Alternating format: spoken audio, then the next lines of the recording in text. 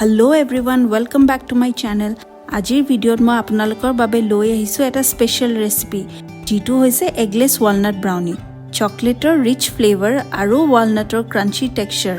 এইটো একেবাৰে perfect combination বলক এতিয়া ৰেচিপিটো আৰম্ভ কৰো ব্ৰাউনি বনাবলৈ আমাক লাগিব 4 ভাগৰ 3 ভাগ কাপ আটা 4 ভাগৰ 3 ভাগ কাপ চেনি গুড়ি 200 গ্ৰাম ডাৰ্ক চকলেট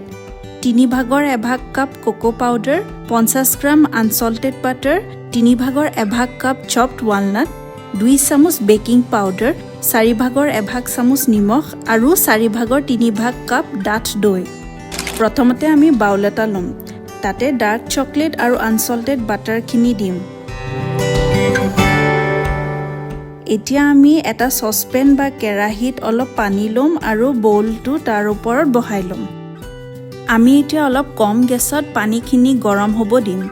লাহে লাহে চকলেট আৰু বাটাৰখিনি লৰাই থাকিম আৰু ভালকে গলিব দিম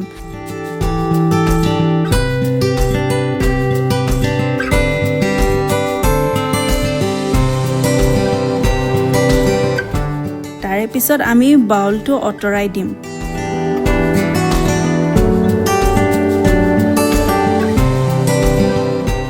এতিয়া আমি এখন সেকনি লম আৰু তাত আমি আটা চেনি গুড়ি কোকো পাউডাৰ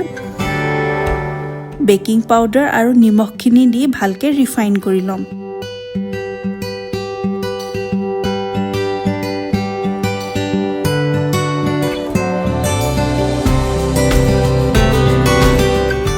তাৰে পিছত আমি গুটেইখিনি ভালকে মিলাই লম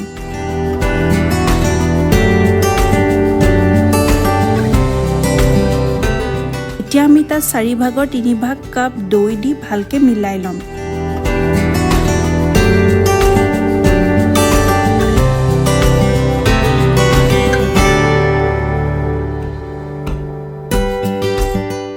ব্যাটাৰটো এনেকুৱা ডাঠ হ'ব লাগে লাষ্টত আমি চপ কৰা ওয়ালনাট খিনি দি ভালকে মিলাই লম অলপমান ওয়ালনাট বেলেগকে থৈ দিম লাষ্টত গাৰ্নিশ কৰিবলৈ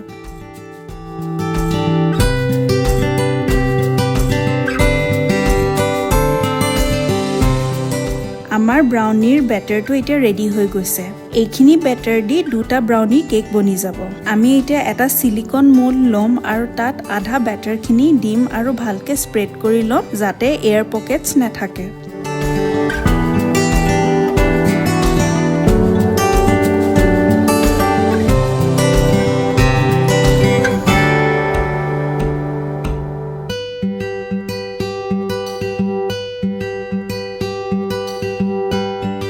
লাষ্টত আমি অলপ ওয়ালনাট দি গাৰ্নিশ কৰি লম